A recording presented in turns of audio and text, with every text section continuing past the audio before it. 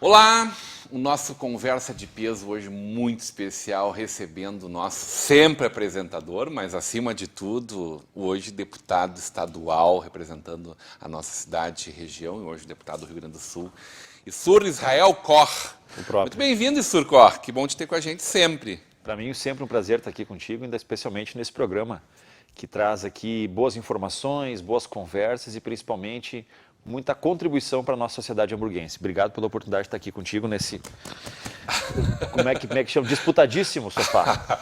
Oi, Issur, sempre é bom conversar contigo e, claro, a política ela é aquele espaço onde a gente pode realmente mudar a vida das pessoas, né? E, é claro, ouvir os nossos representantes e saber o que está acontecendo lá na fonte e com a tua honestidade, com que você sempre lida com isso, de peito aberto, dizendo, olha, isso aqui o cara não chamou a gente para conversar ainda, por exemplo, está errando, como aconteceu em alguns momentos em relação a algumas das nossas lideranças, é sempre bom te ter com a tua autenticidade, sobretudo com a tua honestidade intelectual, acima de tudo.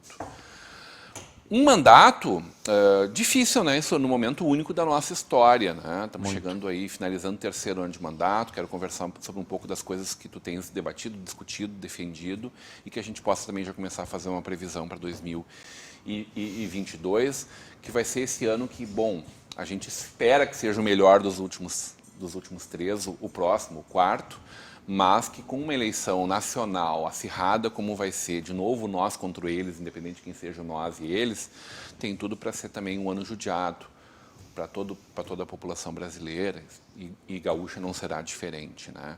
Como é que tu está no meio de tudo isso, deputados? Baixando a cabeça e trabalhando, Rodrigo. Está muito difícil o momento político. Costumo dizer também que mar calmo nunca fez bom marinheiro. Mas dentro dessa lógica eu não saio marinheiro, eu saio almirante já, direto. Porque realmente, imagina quando eu me elejo vereador em Novo Hamburgo em 2012, a gente toma posse em 1º de janeiro de 2013 e logo em maio tem aqueles movimentos sociais, o gigante acordou, não é só 10 centavos, da passagem em São Paulo, aquela discussão toda, onde houve quase que uma caça às bruxas. E independentemente de ser político honesto, desonesto, começou agora, já tem 40 anos de mandato, não interessava. O negócio era malhar. E enfrentamos isso de peito aberto, muitas discussões, internet. Um segundo mandato com muitos desafios em Novo Hamburgo. E quando eu me elejo deputado estadual, a gente também tem um momento diferenciado de pandemia. Tivemos um ano ali para conhecer um pouco a casa, conhecer o trabalho, o tamanho da demanda enquanto deputado estadual. E aí vem um ano de pandemia onde tudo mudou. Onde a imensa dificuldade de conseguir cumprir agendas regionais, os deputados tinham que dar exemplo, então a gente não poderia estar se deslocando para todos os cantos, mas as pessoas continuavam com os problemas de saúde, de infraestrutura, de educação. Então, enfim, foi um grande desafio, tem sido um grande desafio, mas dentro dessa lógica de conhecimento, de adquirir bagagem, tem sido muito importante também. E conseguindo, de alguma forma, Rodrigo, mesmo com as dificuldades de ser legislativo e não ter a caneta do executivo, não se faz nada sem dinheiro. Nada. Nada se faz sem dinheiro, seja na sociedade privada ou na iniciativa pública. Então a gente tenta, através de projetos de lei, de iniciativas, de encaminhamentos, de propostas, de debates e leis, é claro, construir o melhor para a sociedade nesse período. Então, tenho certeza que, apesar dos desafios, vou poder olhar para trás no final desse mandato e dizer valeu a pena. E um governador, né, independente das escolhas por ele feitas, mas que lançou bomba para vocês o tempo todo, bomba no melhor sentido da palavra, para alguns, para outros no pior sentido, porque ele lançou mão daquilo que ele acreditava, que era o melhor para a nossa sociedade, foi eleito para fazer aquilo que ele acreditava, mudanças estruturantes profundas dentro do nosso Estado. E sempre passando pelo parlamento. Que é quem decidia, né? Que agora vocês aqui que vão decidir. Isso, né? A gente brincava que cada vez que o governador atravessava a rua do Piratini para a Assembleia, só faltava tocar aquela musiquinha do Darth Vader, sabe?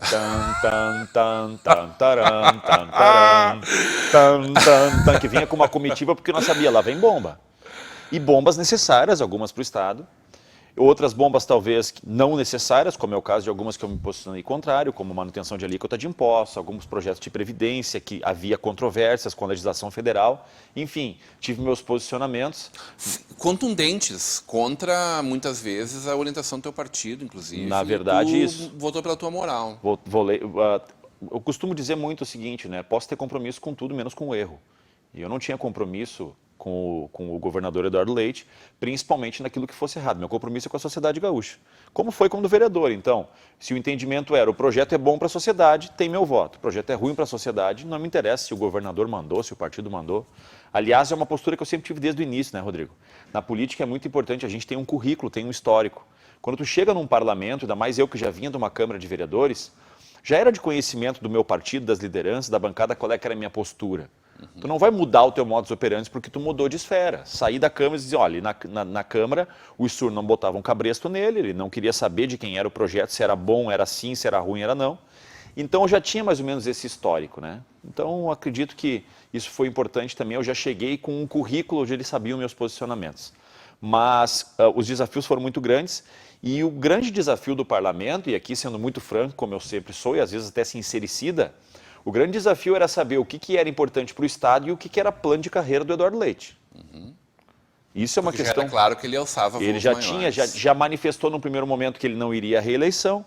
Nós sabíamos que ele não ia para casa, ou seja, ele ia alçar um voo maior, ou para o Senado, ou até mesmo para a presidência da República. Então o grande desafio era nós saber discernir o que é isso. Que projeto é esse? Esse projeto é bom para a sociedade ou isso aqui é um currículo para o Eduardo Leite? É uma outra leitura que a gente tinha que fazer, onde eu entendi que aquilo era muito mais uma ambição do currículo de se projetar para o Brasil. Meu posicionamento era de muita leitura, muita parcimônia e, em muitos casos, votando não. Mas mesmo assim, tu manteve sempre esse canal aberto de comunicação, né? Sempre foste recebido pelo governador, pelos seus secretários de Estado. A gente viu tu e várias vezes pessoas do teu gabinete sempre construindo pautas que eram importantes para a nossa região. E hoje tu és deputado de mais do que uma região, na verdade. Isso né? eu trato isso quase como coerência, Rodrigo. E a gente na política, e eu demorei para entender isso, branquei muito cabelo para entender, a gente tem que entender que existem diferenças no campo ideológico, no campo dos projetos, das ideias, mas nem por isso a gente tem que ter desrespeito, falta de amizade, falta de conhecimento. Então eu tenho uma relação muito franca com o governador Eduardo Leite e eu acredito que quem leva a política a sério valoriza isso, Rodrigo. Eu prefiro, e assim é na vida da gente, a gente prefere o amigo que chega e diz, olha, tu poderia melhorar aqui, pô, tô te achando um cara muito nervoso, tô te achando... Aquela amizade sincera que poucos amigos têm, ela é muito mais importante pra gente do que aquele que está sempre dando tapinha nas costas e não tá tudo bem. E não é diferente assim. O Eduardo Leite percebeu, o governador percebeu, assim como eu era em Novo Hamburgo, eu tinha uma amizade pessoal muito forte com a Fátima. Com a Fátima Daut, com a família dela. Quando ela assume como prefeito e eu como vereador, na primeira divergência que a gente teve, eu disse, olha, tem diferenças. O ISUR amigo de comer churrasco, tomar cerveja é uma coisa. O ISUR que tem uma responsabilidade aqui com o eleitor é outra pessoa. E o Eduardo Leite não foi diferente disso. Então ele sabe que quando eu precisei me posicionar, nunca ofendi, nunca fui desonesto, nunca acusei de algo injusto, mas sempre fui muito franco. Quando está certo, e quando o senhor está errado, governador, o senhor está errado e nada vai mudar meu pensamento. E eu acho que as pessoas respeitam isso, Rodrigo. Eu acredito que quem valoriza a honestidade, a franqueza, o olho no olho, respeita isso. Eu prefiro um cara que é honesto comigo, que me diz, olha, não tá bom, não estou gostando, do que virar as costas ali e falar isso pelas minhas costas. Fala uma coisa né? e por trás faz outra. Isso. Então, esse tempo recentemente, um ex-prefeito de Novo Hamburgo me criticou na rede social dele. Um ex-prefeito da cidade aqui, com quem eu não cheguei a ser vereador no período dele, peguei uma sequência de trabalho dele, mas ele criticou e botou assim, o ISUR é um oportunista, esse prefeito foi deputado também, é um oportunista. Às vezes ele vota com o Leite, às vezes ele vota contra o Leite. Não, eu chamo isso de coerência. Oportunismo seria eu ir lá no governo e me abastecer de 10, 12, 15, 20 cargos de confiança. E tu nunca fez isso nem na esfera municipal, nem na estadual. Nunca. Tenho muito orgulho disso, de dizer que eu sempre mantive a minha independência através da minha coerência. Então, eu não vejo oportunismo, eu vejo coerência em dizer não.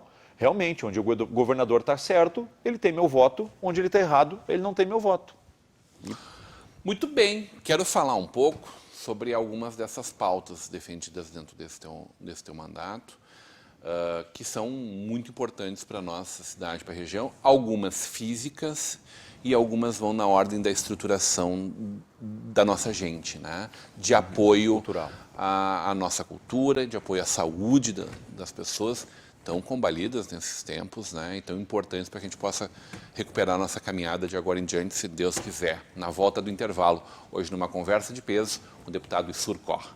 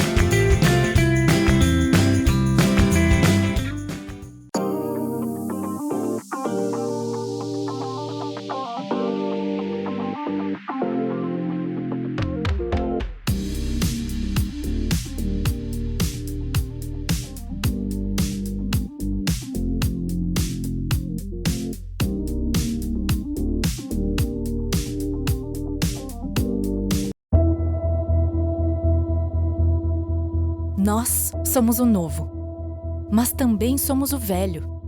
Somos ambos porque assim podemos complementar ideias e ressignificar conceitos. A gente é uma colagem de momentos.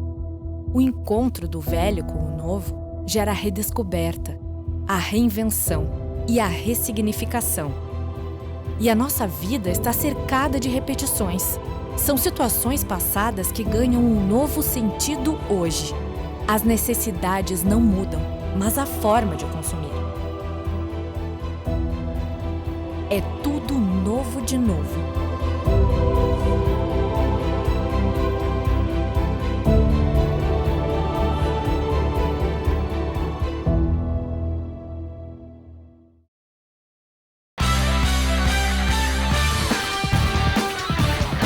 De volta para uma conversa de peso, hoje recebendo o deputado gaúcho, deputado da Assembleia Legislativa do Rio Grande do Sul, Issur Cor. Deputado, a gente conversava um pouco sobre esses dias, né, tão atribulados, mas quero falar especialmente de alguns dos projetos que tu estás encabeçando e algumas das defesas que tem feito, né. A gente está vendo aí uma das tuas grandes brigas, por que não dizer assim, que é a duplicação da ponte, por exemplo, sobre o Rio dos Sinos, né. Que, nossa, é um gargalo para a nossa economia, para nossa economia de vida e a economia financeira do nosso Estado, é uma coisa que não tem cabimento, né, senhor? E está lá, franca evolução, né? Está em franca evolução, na verdade, numa construção feita a diversas mãos, Rodrigo. Para o nosso ouvinte, para a nossa audiência entender, o projeto de modernização da BR-116, ele é um projeto que contempla da entrada do aeroporto Salgado Filho, em Porto Alegre, até a rótula de acesso, onde tem a polícia rodoviária ali em Nova Petrópolis. Toda uma modernização desse trecho, com duplicações, com rotatórias, com elevadas. O ministro Tarcísio esteve em 2019 inaugurando aquela rótula de Morro Reuter. Perfeito. De acesso. Naquele encontro, diversos deputados, eu, como deputado estadual, nós tínhamos o Lucas Redecker, o Marcel Van Hatten, o Giovanni Feltz. Tivemos a oportunidade de estar com o ministro e dizer, ministro, a gente sabe que são 13 trechos de lá, de Porto Alegre até Nova Petrópolis. Nós temos que priorizar o trecho Charlau, São Leopoldo, Novo Hamburgo. Precisamos priorizar isso. Conversamos, foi feita uma construção. É o maior gargalo, na verdade. Depois uma né? participação. Não é porque é nossa aqui, porque, né? por exemplo, previa as melhorias nas ruas laterais em Esteio, ou melhoria na lateral em Canoas, coisas que a gente entende que são importantes, mas não eram tão urgentes quanto isso aqui. Então a gente pediu que eles pegassem o trecho 8, se eu não me engano, esse é o número, que vai ali da ponte do Rio dos Sinos até o viaduto da Charlau, e que fosse priorizado isso. Também tem um segundo passo, que é o acesso da Roselândia, e algumas medidas emergenciais estão sendo tomadas nos acessos a Dois Irmãos. Aqui em cima, no Travessão, no Portal da Serra, enfim, numa ação também do deputado Marcel Van Hatten, com recursos para o DENIT. Então, enfim, nós precisamos dessa priorização, que passa pela duplicação da ponte do Rio dos Sinos e a modernização do viaduto da Charlau. Porque isso não é só para nós aqui, né? Não é para Novo Hamburgo. Isso é para nossa encosta da Serra, para nossa Serra Gaúcha, mas para toda a região produtiva de Caxias, Farroupilha, Bento, que passa por aqui, né? Que quem produz, por exemplo, Caxias do Sul tem uma expertise em fabricação de tanques de aço inox. para a produção de vinho, de cerveja, enfim, né? Cresceu muito com essa questão da cerveja artesanal, com a ampliação desse setor. Tudo aquilo que é produzido aqui em Caxias, que tem que ir para São Paulo, fica preso no viaduto da Charlau aqui, porque nós não temos a 448 estendida até Portão. Outro ali. pleito teu. Outro pleito meu, sou presidente, criei e presido a Frente Parlamentar de Extensão da 448. Por quê? Porque mesmo as melhorias da 116, elas são paliativas.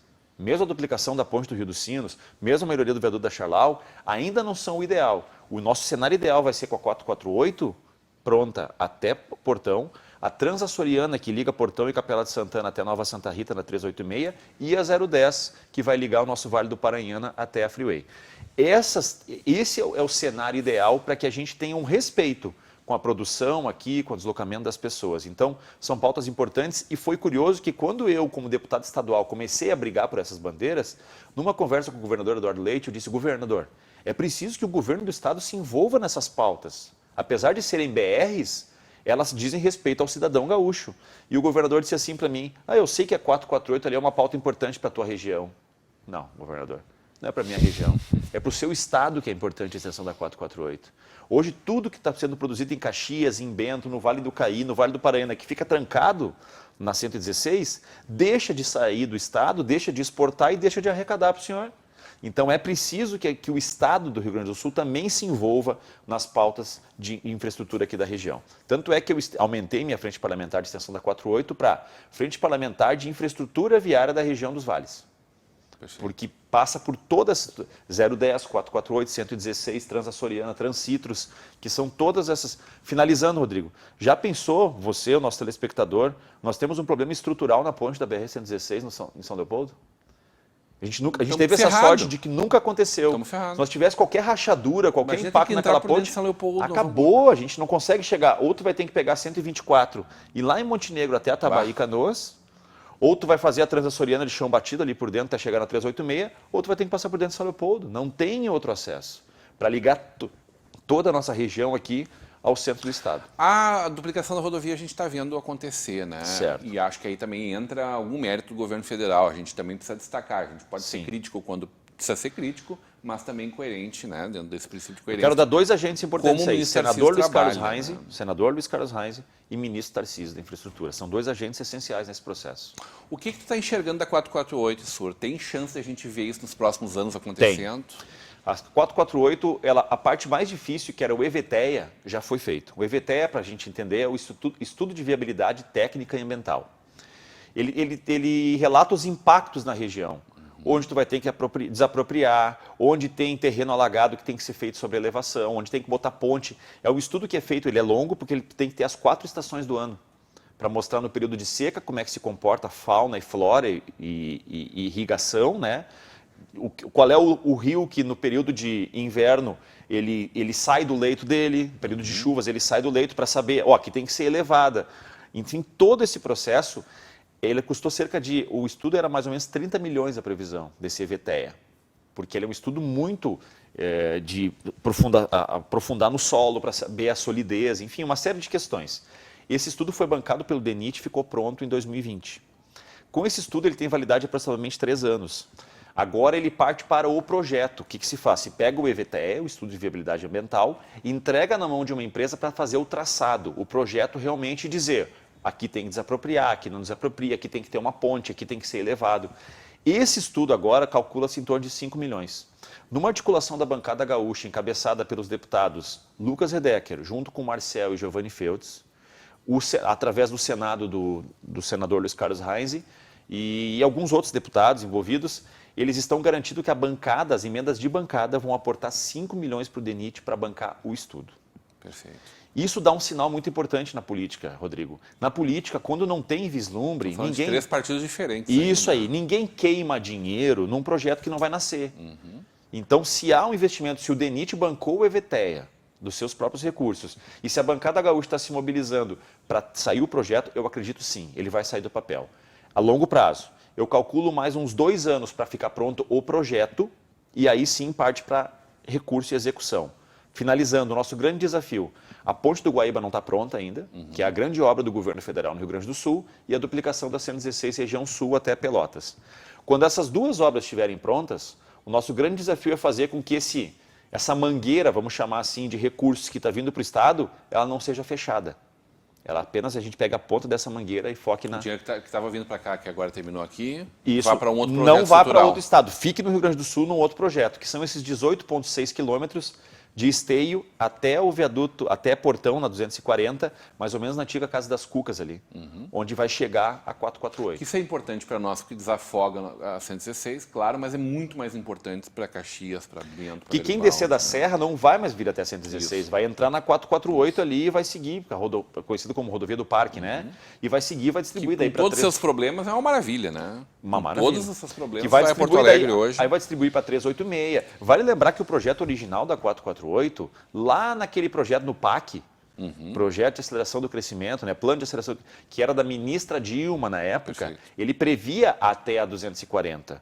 Houve um corte de recursos que trouxe só até Esteio, mas a previsão inicial era o que a gente está batalhando hoje. Deputado, uma das ações que tu vens trabalhando dentro da área ambiental também, do desenvolvimento humano, é o cicloturismo, né? Perfeito. A gente tem uma cena maravilhosa aqui no nosso estado, uma cena natural fantástica. A gente está vendo Nova Petrópolis voando nesse sentido, né? Assumindo para si. Que foi pioneira, aliás, né? Com a Rota Romântica e todos né? esses processos.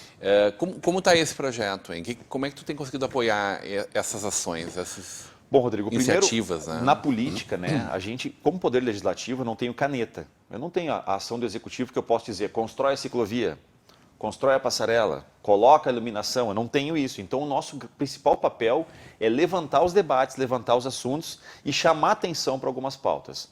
Nós já temos um grande avanço, e eu já comemoro isso, porque quando eu estou sentado com o governador, quando eu me reúno com o ministro, eles dizem assim, tu é o cara da ciclovia, né? Ou seja, já chamou atenção. Só pelo fato deles sentarem numa reunião e me olhar e saber que eles têm que ter uma resposta a respeito disso, já está valendo o nosso trabalho. Chamar a atenção desse debate. A bicicleta ela é realidade, ela não é futuro. Ela já é realidade há muito tempo. Novo Hamburgo, inclusive, tem que saudar a administração que tem feito um planejamento, né? Nós receberemos novas ciclovias. Foi feita essa ciclovia ali que leva quase até Campo Bom. Perfeito. É importante que as pessoas usem, porque a gente passa, às vezes tem gente usando o outro lado da estrada. Utilizem a ciclovia. O plano de mobilidade dos municípios já vem há algum tempo avançando na presença da bicicleta, né? Como veículo de locomoção, de esporte, de lazer, mas também de locomoção de trabalho das pessoas. É preciso que o Estado e a Federação se alertem para isso. Cada vez mais os ciclistas estão utilizando as rodovias, é direito deles, faz parte do direito de ir e vir do cidadão, porque há um entendimento do seguinte, o cara tem carro e ele está usando a bicicleta porque ele quer. Não, tem muita gente que tem a bicicleta como seu veículo. Inclusive a nossa característica da nossa região, das fábricas de calçado, tu olhava as fábricas de calçado... Sapiranga é capital nacional, né? Tu chega Fantástico. Tu chega em Sapiranga, qualquer fábrica de calçado tem um bicicletário com 200, 300 bicicletas. No Hamburgo já foi assim também. Tá? Já foi Ainda assim é também. Muito, mas já... Então, para teres uma ideia, Sapiranga já foi a segunda maior capital do mundo em termos de bicicleta. Só perdeu para Amsterdã, na década de 90. Segunda cidade do mundo em termos de uso de bicicleta para locomoção, para trabalho. Então, o nosso grande desafio é fazer com que o poder público perceba a presença da bicicleta. E aqui eu vou te demonstrar em 2 exemplos claros do quanto não tem essa visão. 010. O governo anunciou o projeto da 010, mais uma vez, né, Rodrigo? Isso parece a ponte terminando dos municípios, né? Mais uma vez anunciaram a 010, está aqui com 3 possibilidades de traçados, com projetos, 3 empresas, uma coisa maravilhosa. Pergunta se está contemplado uma ciclofaixa ou uma bicicleta nesse projeto. Poxa, tia, nós estamos em 2021. Se agora, na hora de desapropriar, de fazer o traçado, de prever a largura da rodovia, tu não botar a bicicleta, não botar a ciclovia, vai fazer isso quando depois? Às pressas, com urgência, daí não dá mais. A mesma coisa o plano de concessão de rodovias. O Estado está anunciando um plano de pedágios e concessão por 30 anos. Nas 700 páginas, que definem as concessões, o que vai ser feito, não aparece uma vez a palavra bicicleta, nem a palavra ciclovia. Poxa, estamos falando de 30 anos, meu filho de 8 anos vai estar com 38. A gente vai ganhar muito dinheiro para manutenção e ampliação desse Por que não colocar já na estruturação obrigatória? Iluminação, duplicação no trecho tal, passarela, ciclovia adequada para deslocamento dos ciclistas. Tem que se contemplar. Então o meu papel é de ser o chato. Criei a frente parlamentar e sou o chato da vez, cada vez que eu vou num projeto do governo. Vamos melhorar a rodovia tal. Com licença, governador, cadê a ciclovia? Tem que ser feito, Rodrigo. Alguém tem que dar voz para essas Isso não pessoas. é só para o cicloturismo, é também para o cicloturismo, mas não só. Cicloturismo. Mas por que a gente aborda muito a questão do cicloturismo? Porque sempre que tu vai vender alguma coisa para o Poder Executivo, vender, eu digo, sempre que tu vai levar uma ideia, tu tem que demonstrar que ele vai arrecadar alguma coisa com isso. Perfeito. A melhor maneira de comover o governo é comover a Secretaria da Fazenda de dizer, vocês vão ter lucro com isso. E são dezenas de milhares de pessoas que todo fim de semana, pelo menos, vão à praia pedalando, vão à serra, fazem uma volta enorme, um anel enorme, ou aqui na nossa Lomba Grande, Campo Bom. Enorme. E essas pessoas utilizam as pousadas, os restaurantes, os hotéis. Então a gente tem que, inclusive eu tenho um programa que a gente tem traçado em alguns municípios, São Chico é um exemplo, que é estabelecimento parceiro do ciclista. Né? Onde tu oferece nada mais do que o banheiro, água gelada e uma mangueira para ele lavar a bicicleta, não precisa mais que isso. O que a gente tem fortalecido? Que cada vez mais as secretarias de turismo dos municípios instiguem as pousadas, os restaurantes de beira de estrada, o posto de gasolina a ter o selo amigo do ciclista. E isso seja colocado na estruturação do município. Porque eu dou um exemplo, eu sou um ciclista de São Paulo. Eu posso optar por ir pedalar, eu quero passar uma semana pedalando nas minhas férias com a minha família. Eu vou pedalar em Santa Catarina, que tem uma estrutura, ou eu posso pedalar em São Chico, ou eu posso pedalar em Novo Hamburgo, e daí eu faço toda a rota romântica, eu faço esse traçado novo agora da colonização alemã. Então, há uma série de possibilidades do Vale Germânico. Onde é que eu vou pedalar? Bah, olha só, pesquisei lá no Vale Germânico, se eu for pedalar lá, eu tenho 68 estabelecimentos que me oferecem banheiro, água gelada, é lá que eu vou. Um cenário lindo. Aí esse cara vai se hospedar num hotel aqui na cidade. Os hotéis têm que começar a ter bicicletário no hotel. Perfeito. Para que o cara não tenha que todo dia esconder a bicicleta dentro do quarto. Então, é uma série de construções que a gente tem que fazer como? Debatendo, convocando, chamando a audiência pública e falando aqui no programa Conversa de Peso sobre essa pauta. Combate ao Alzheimer é uma das pautas que tu vem travando também. Na verdade, na questão da deficiência mental de maneira geral, várias pautas humanas também, né, que passam batidas no nosso dia a dia, mas que felizmente estão cada vez mais fazendo parte da nossa ordem do dia, né? Rodrigo, isso eu acho que é um resquício que eu trago, talvez, da educação. Eu costumo dizer que eu estou deputado, mas eu sou professor. A minha formação enquanto pedagogo, enquanto músico, elas transcendem o momento que eu estou enquanto deputado estadual, porque isso é um direito que a população me deu e que pode me tirar no ano que vem na eleição. Isso é do jogo. O que eu tento abordar é sair do óbvio. É muito comum lá que o assunto seja educação, segurança e saúde. E isso são as pautas essenciais. Mas existem série de caixinhas de cada uma dessas pautas. Educação não é só ter professor e estrutura.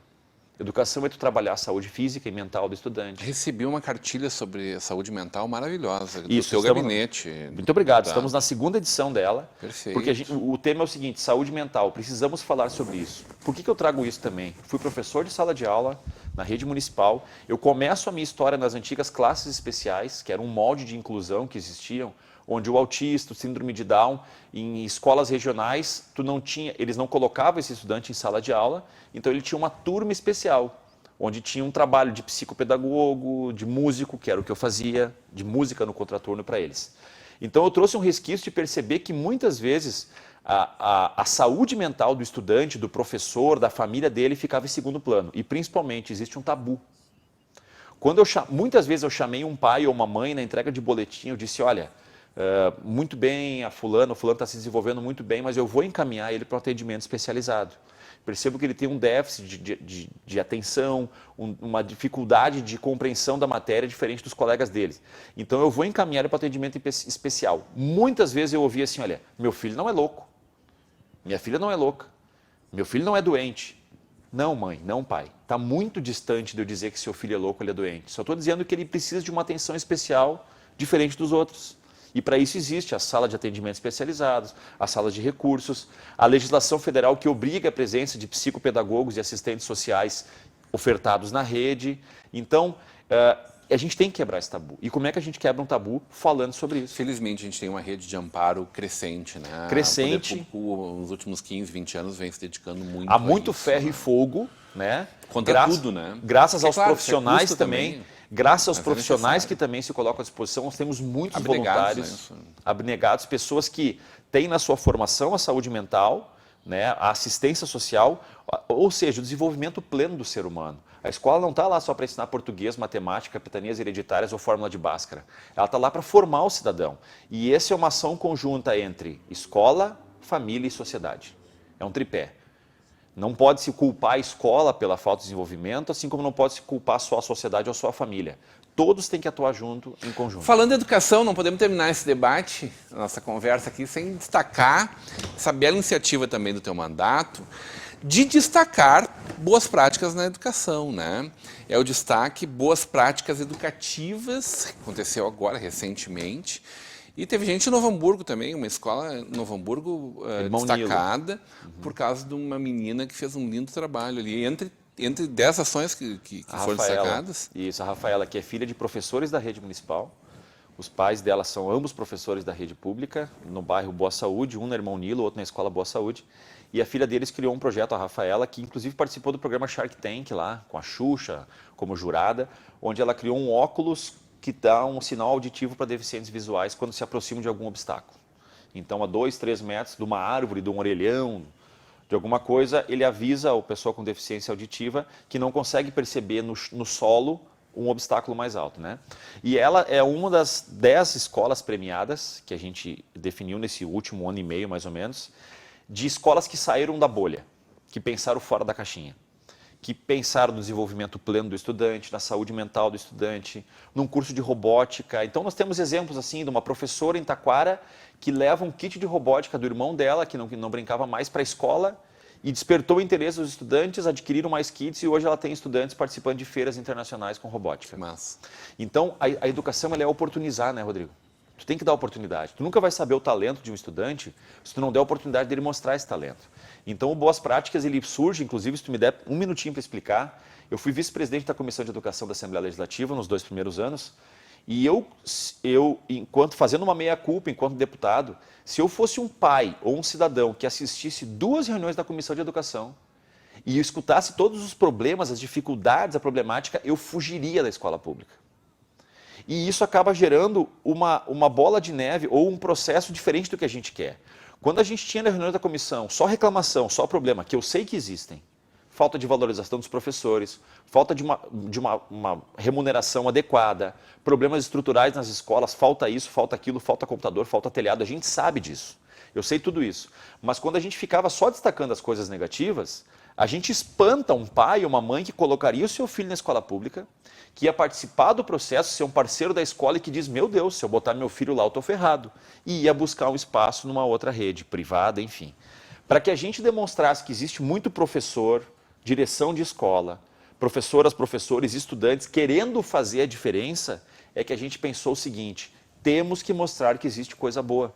Porque se a gente mostrar que tem coisas boas, mais famílias vão colocar seus filhos na escola pública e a escola pública vai manter suas portas abertas.